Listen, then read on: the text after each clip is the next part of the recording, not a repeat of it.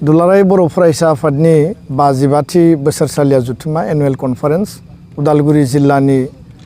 रौता सारिलि बे बड'लेण्ड फोथाराव 26, 27, 28, 29 जानुवारि 2023 खुंनो थाखाय जोङो थागथियारि जादों आरो दिनै दुलाराय बर' फरायसा आफाद आरो बानजाय आफाद आंजों लोगोसे बानजाय आफादनि चेयारमेन रबिन्द्र मुसाहारि बिथां आरो लोगोसे एडभाइजार जोंहा रेंगेना ब्रह्म सार बिथांजों लोगोसे जोंहा एबसुनि गासै बिबानगिरिफोर दङ। गुबैयै बे जुथुम्माया गोजोन आरो खौसेथिनि जुथुम्मा आरो बे जुथुम्माया बर' हारिनि थांना थानाय थामोनथा रैखाथि जौगानायनि जुथुम्मा आरो बेयाव गासै बिथिंखौ लानानै बिटिआर सुक्तिनि दफाफोरनि सायाव गोथौयै आरो गुवारै गासै जिखिनि जोंनि आथिखालाव बे दफाखौ लानानै हाबाफारिफोर सोलिगासिनो दङ। जोङो थान्दै मेलाव गुवारै आरो गोथौयै सावरायगोन आरो गेवलां मेलावबो जोङो लेंहरजानाय आलासि बिथांमोननिफ्राय जोङो बिनि सायाव रोखायै मिथिनो हागोन। दा बेखायनो 26 जि अक्ट' दङ बे अक्ट'खालि उदालगुरि जिल्ला आफादा माखासे हाबाफारि लादों आरो बेयावनो भारतनि जि गणतन्त्र दिवस जि रिपाब्लिक डे बेखौ बानजाय आफाद एबसु जहै ओनसोलनि रायजो राजाखौ लानानै जोङो जहै खुंफुंनो थाखाय बेयाव थिग खालामदों। मोनाबिलियाव माखासे जोंहा हारिमुवारि आयदानि हाबाफारिफोर दङ। 27 अक्ट'खालि जोंनि गासै दुलाराय बर' फरायसा आफादनि जि आसाम नाङै जिल्ला आफादफोर दङ, इउनिभार्सिटि कमिटिफोर दङ आरो आसामनि बायजोआव वेस्ट बेंगल स्टेट कमिटि,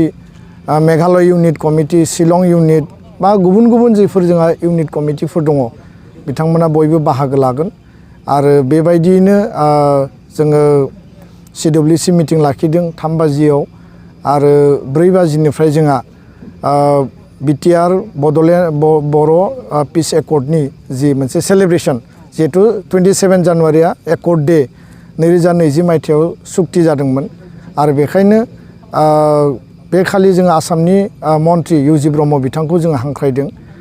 बिटिआरनि मानगोनां चिफ प्रमद बर' बिथां, बर' कसारि काउन्सिलनि चिफ मिहिनेश्वर बसुमतारी आरो बेयाव गोजोननि थाखाय बेलुन आरो फारौ बिरहोगोन गबिन्द चन्द्र बसुमतारी NDFBनि बारग' आफादगिरि आथिखालाव डेपुटि चिफ बिटिआरनि आरो बेयाव 2 MP रोनगोरा नार्जारी राज्य सभानि मानगोनां MP आरो मंगलदै समस्तिनि MP दिलीप सयकिया बिथांखौ हांख्रायदों। बानजाय आफादनि सबिनुर बड'लेण्ड मुंजों जि सबिनुर बानायदों बेखौ बिथाङा बेखेवगोन आरो बेयाव NDFBनि 4 आफादनिबो दैदेनगिरि बिबानगिरि आरो जोंनि गासै सोमावसारनायनि जिखिनि बारग' दैदेनगिरि बिथांमोनखौ जों हांख्रायदों। मोनाबिलियाव जोंहा डेलिगेट इनागुरेसन दङ। क'क्राझार गभर्नमेन्ट कलेजनि प्रफेसार डक्टर कमल बड'सा बिथाङा बेखौ जोंहा बेखेवनानै होगोन आरो जों जिहेतु गुनगोनां सोलोंथाइ लोगोसेनो समाज फोसाबनाय, समाज जौगानाय, बड'फानि आदर्श जों बर'खौ बुहुमाव बे गेरेमसा माहारि हिसाबै दानायनि जिहेतु जों हाबा मावबाय थादों। दा बेखायनो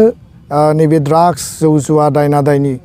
उन्दै बैसोआव हाबा जानाय, मानसि लांखारनाय आरो बायदिसिना समाजारि जिखिनि बेरेखा हाबाफारिफोर दङ बेखौ गैया खालामना माब्रै हायो बेनि थाखाय जिहेतु यां मिजु एस'सियेसना साक्सेसफुलि मिज'रामाव खामानि मावबाय थादों। बिथांमोना समाजखौ फोसाबनाय, समाज जौगाहोनाय, सोलोंथाइनि जौगाहोनायनि हाबा मावदों। दा YMAनिफ्राय 2 सिनियर मस्ट दैदेनगिरि जोंनि डेलिगेटआव बाहागो लागोन आरो बे गासै बिथिंनि सायाव डेलिगेटआव गुवारै आरो गोथौयै सावरायगोन। बिनि उनाव जोंहा देंखोमु 1, 2, 3 देंखोगिरि दैख्रं खुंगुर बसुमतारीनि मुङै बेयाव जोंहा बेखेवनाय दङ। बेखेवगोन जोंनि मानगोनां सुलेखा बसुमतारी गागि मेथाइ खनगिरि बायदेवा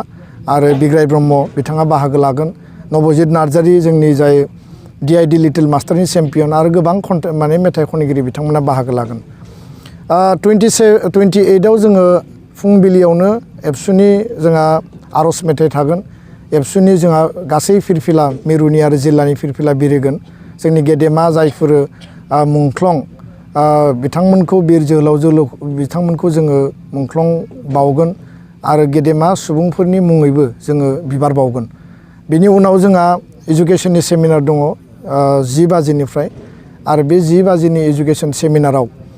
आसामनि सोलोंथाइ मन्त्रि डक्टर रनज पेगुखौ जों हांख्रायदों। लोगोसेयैनो राजस्थाननि सासे रिटायार्ड IAS अफिसार अजय मेहता बिथाङा सोलोंथाइनि सायाव खामानि मावदों बिथांखौ जों हांख्रायदों आरो बे हाबाफारियाव बर' थुनलाइ आफादनि मानगोनां आफादगिरि तरेन बर' आसुनि chief adviser doctor Sumjal Kumar Bhattacharya जोंहा प्रिन्सिपाल आदाराम बसुमतारी प्रफेसर फनेन्द्र गयारी बिथांमोना बाहागो लागोन जोंनि टेलेन्ट सार्च आनजादनि क्लास 9-10 नि टप 3 साथाम सा 6खौ जोङो बरायगोन 13 जन APSC सिभिल सार्भिस जायफोर साक्सेसफुल क्रेक खालामबाय बिथांमोनखौ जों बरायगोन लोगोसेनो Madhuram Boro' best teacher award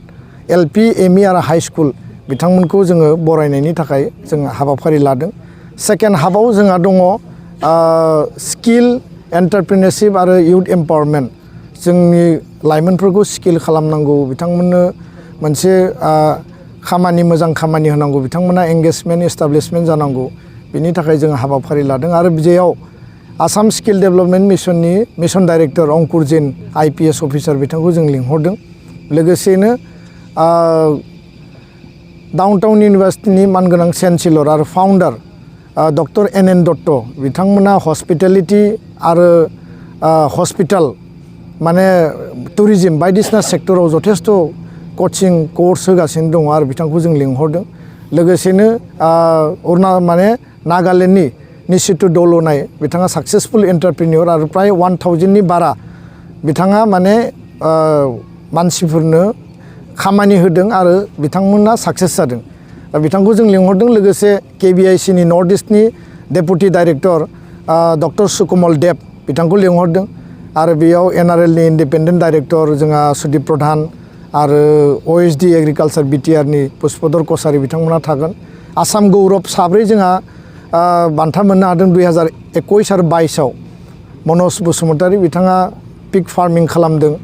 आरो सासे जोंनि आशा वार्कार डेडिकेटेड बिथाङा नाथाय जोंनि गेजेराव गैलिया रुंसारि जाबाय नाथाय बिथांनो जों पस्टमासलि बावगोन जोंनि कल्पना बर' आरो लोगोसे 2022 नि आसाम गौरब डक्टर जगेश देउरी आरो सर्वेश्वर बसुमतारी बिथांमोनखौ जों मान बावगोन आरो बेयाव CCBTR coordination committee of BTR अर्गेनाइजेशननि गासै बिबानगिरिफ्रा बाहागो लागोन बेनि उनाव जोंहा मोनाबिलियाव डेलिगेट सिटिं दङ आरो बेयाव जोङो लेन्ड इस्युखौ लानानै 6 सिडुलनि लेन्ड ट्राइबेल बेलेन्ड ब्लकनि लेन्ड नन ट्राइबेल बेलेन्ड ब्लक लेन्ड फरेस्ट माने फरेस्ट राइट एक्टनि बाथ्रा ग्रेजियार PGR VGR गासै हा हु जिखिनि जेंना जेंसि दङ बेखौ जोङो सावरायगोन आरो मानगोनां ट्राइबेल संघनि गाहाय नेहाथारि आदित्य खाख्लारिया बिथाङा बे डेलिगेटआव बाहागो लागोन जोबथा सानखालि जोंहा अपेन सेसन दङ बिनि सिगां कालचारेल डेमनस्ट्रेशन जागोन फुङाव जोंहा माराथन रेस जागोन आरो बिनि उनाव अपेन सेसनाव आसामनि गिबि मन्त्रि मानगोनां डक्टर हिमन्त बिश्व शर्मा बिथाङा बाहागो लागोन एकर्ड इमप्लिमेन्टेशननि सायाव स्पेसियेलि बिथाङा फकास खालामनानै बे खालि बिबुंथि लाखिगोन चिफ गेस्ट हिसाबै प्रफेसर सनाझारिया मिन्स सिनुकादु मुर्मु इउनिभार्सिटि झारखण्डनि बिथाङा भाइस चेन्सेलर बिथाङा सासे tribal women activist national international बिथाङा गोबां खामानि मावदों JNU नि प्रफेसरमोन माद्रास इउनिभार्सिटियाव बिथाङा फरायदोंमोन दा सासे ट्राइबेल लिडार हिसाबै आरो सासे भाइस चेन्सेलर हिसाबै जों बिथांखौ हांख्रायदों आरो मानगोनां प्रमद बर' BTR नि chief doctor Bidyut Chandan Deka vice chancellor Jorhat agriculture university बिथां सानैया स्पेसियेल गेस्ट लोगोसेनो Ramdas Athawale union minister of social justice and empowerment बिथाङा जोंनि गेजेराव बाहागो लागोन स्पेसियेल इनभाइटेड गेस्ट हिसाबै सानै जों एपइन्टेड स्पिकार लाखिदों मानगोनां उरखाव गोरा ब्रह्म केबिनेट मन्त्रि मानगोनां बिश्वजित दैमारी आसाम बिधान सभानि बिथाङा स्पिकार आरो गोबां माखासे आलासिफोरखौ जों हांख्रायदों बे जुथुम्मायाव लिटारेरि कम्पिटिशन जागोन स्टुडेन्टफोरनि थाखाय कालचारेल कम्पिटिशन जागोन देंखो मोसानाय 3 आरो लोगोसेनो जोंहा स्पर्ट्सनियाव गायदे हेलेना जोंनि बर' फार्स्ट वमेन मार्टियार बिथांमोननि मुङाव काबाडि कम्पिटिशन लोगोसेनो जोहोलाव सोमला बसुमतारीनि मुङाव भलिबल कम्पिटिशन आरो माखासे बादायलायनाय हाबाफारिफोर थागोन दा बेखायनो जोबथा साननि गेवलां मेलाव 1 लाखनिबो बारा सुबुं बेयाव थुबुर जानायनि थाखाय जोङो लाहार फाहार खालामदों आरो बयखौबो खावलायबाय जे बेयाव लैहोर लैहोर बाहागो लाफैनांगौ जोंनि गामिनिफ्राय ओनसोलनिफ्राय उदालगुरि जिल्ला बा सनितपुर जिल्ला तामुलपुर जिल्ला बाक्सा जिल्ला चिरां क'क्राझार गासै जिल्ला आरो सारा आसाम नाङै जोंनि डेलिगेट्स अबजार्भार गासैखौबो बाहागो लानो थाखाय खावलायदों लोगोसेनो साक्सेसफुलि जाफुंहोनायनि थाखाय बयबो जाहाथे लैहोर लैहोर फैयो आं बेखौनो मिजिंथिबाय आरो आनान गसाइनि अननायाव बे सानब्रैनि जुथुम्माया मोजां बोथोर मोजां परिबेस सान्तिनि गेजेरजों मोजाङैनो बारलांगोन आङो बेखौ आसा खालामबाय आरो मिजिंथिबाय जे बयबो माहारि आफादनि जुथुम्मा आरो गावनि आंगो माहारिनि आफाद बे हिसाबै फरायसा आफाद माहारि आफाद हिसाबै बयबो